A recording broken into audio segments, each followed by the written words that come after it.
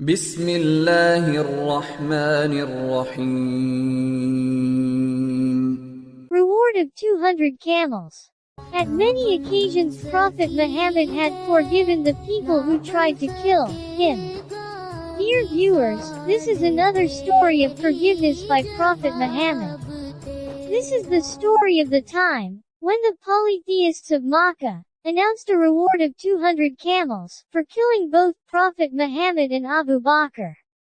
Prophet Muhammad and Abu Bakr were on their way to Medina to save their lives.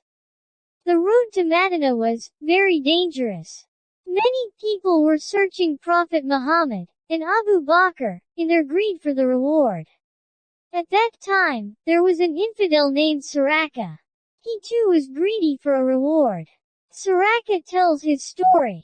While I was sitting in one of the gatherings of my tribe, Bani Mudlij, a man from them came to us, and stood up while we were sitting, and said, "O Suraqa, no doubt, I have just seen some people far away on the seashore, and I think they are Muhammad and his companions."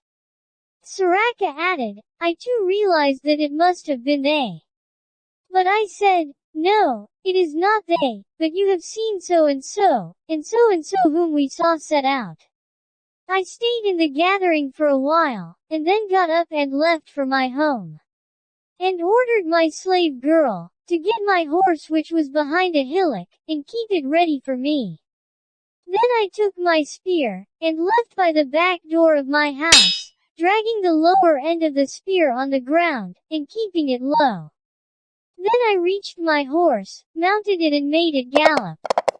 When I approached Muhammad and Abu Bakr, my horse stumbled, and I fell down from it. Then I stood up, got hold of my quiver, and took out the divining arrows, and drew lots as to whether I should harm them, i.e. the Prophet and Abu Bakr, or not, and the lot which I disliked came out.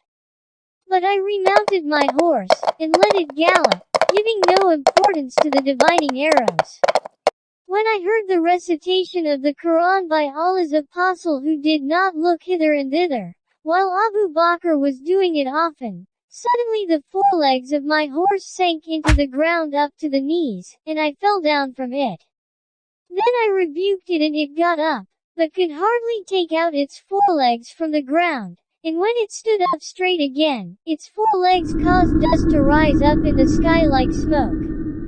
Then again I drew lots with the divining arrows, and the lot which I disliked came out. So I called upon them to feel secure. They stopped, and I remounted my horse and went to them. When I saw how I had been hampered from harming them, it came to my mind that the cause of Allah's apostle Islam will become victorious. So I said to him, "Your people have assigned a reward equal to the blood money for your head." Then I told them all the plans the people of Mecca had made concerning them.